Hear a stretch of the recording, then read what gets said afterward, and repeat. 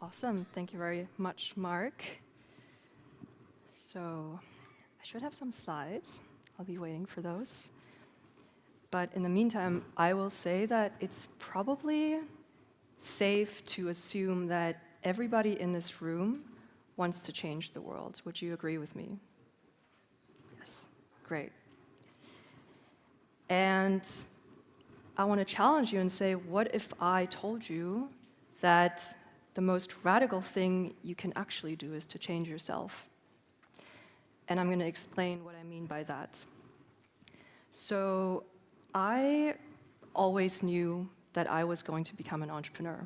I think I knew that already as a kid, and I loved the idea of creating from scratch and just having an idea and just building it. And so I started my first company out of my last year of university, and never really worked for anybody else. That was the only thing I did, just being an entrepreneur. And around the same time, a little bit earlier before that, I also experienced something else, and that was a physical illness that I had, which at the time really shook up my entire life and made me question deeper what I'm here to do and my entire belief system of how I was operating. And that really catapulted me on a journey over the next 10 years to, in a way, walk two paths, or that's what it feels like. So there was the path of entrepreneurship, of building companies and being out there and being loud and just pushing and grinding. And there was the other part, which was my internal path of asking myself deeper questions of why am I doing what I'm doing, right? What is my purpose? To challenge all of my belief systems of what matters in life. And I feel like I'm so grateful for everything that had happened back then, because it gave me a different, in a way, operating system of how I wanted to live life. And it's always been this question over the last 10 years of, in a way, purpose and aligning the inner and the outer. So the outer obviously is a lot of what we're doing here, and also what we spoke about in the earlier panel of going out there, building, raising money, and just scaling up. And then the inner was a lot about learning about these different practices that continuously brought me back into myself. And I'll tell you a little bit more later, but it's been this journey that at the beginning was going in parallel, but over time more and more merged into a single reality that I live today now. And so that's why I'm also telling you about a new way of entrepreneurship, because I feel like that is the future of building companies from a place of deeper alignment, because I do believe that that's possible. And I want to say one of the biggest things that I have learned is that the longest journey we take in our lives is from our head into our heart.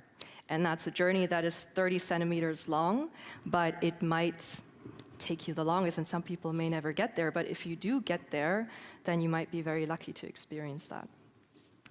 And so I'm here to actually represent the Sigma Squared Society. So we are a global entrepreneurship network of what we call over 1,000 of the world's most ambitious founders.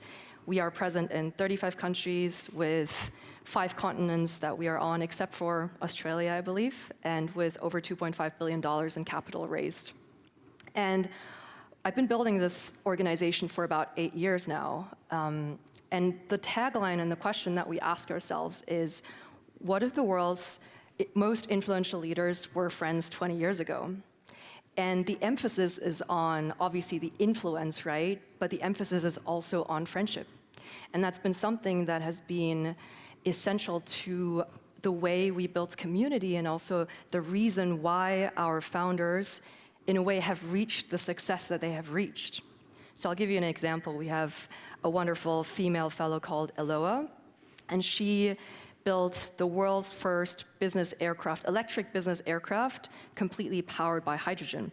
I think a few years ago they did their first flight with Emmanuel Macron in France.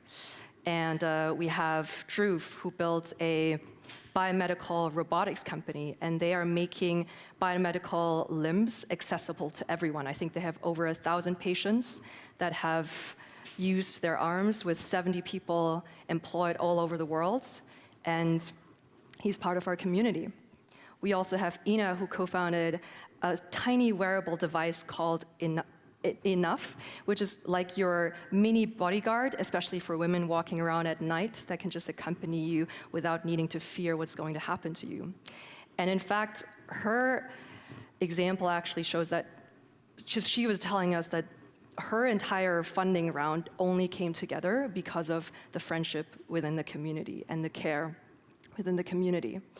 And we have so many of these fellows, like I mentioned, over 1,000 of these founders worldwide that have built these companies.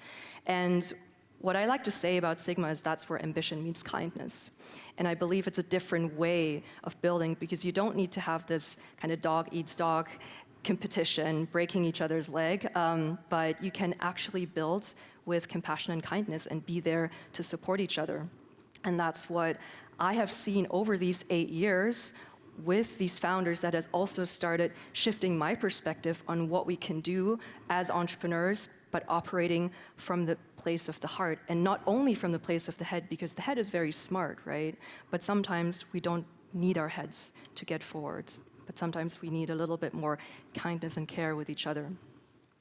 So for me, all of this showed me that the journey from the head to the heart is also something that allows purpose to come out. And I feel for me, this journey of working on myself in the internal space actually was connected to the change I saw on my outside. And that purpose, in a way, is like when everything feels aligned. When you're a musician, you are music. Music flows through you, right? You don't think about making music, it just flows. And as an entrepreneur, you create and innovate, and that is who you are.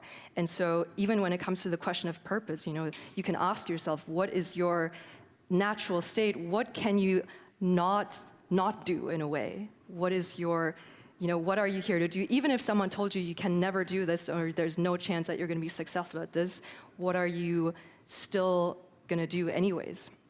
And so at the beginning, I showed the inner and the outer change as kind of separate circles that as I was walking these two separate paths, but now it's coming together, and the inner for me is the outer. It's not the other way around, because some people say, when I reach billion-dollar valuation, when I do this and that, then I will be happy.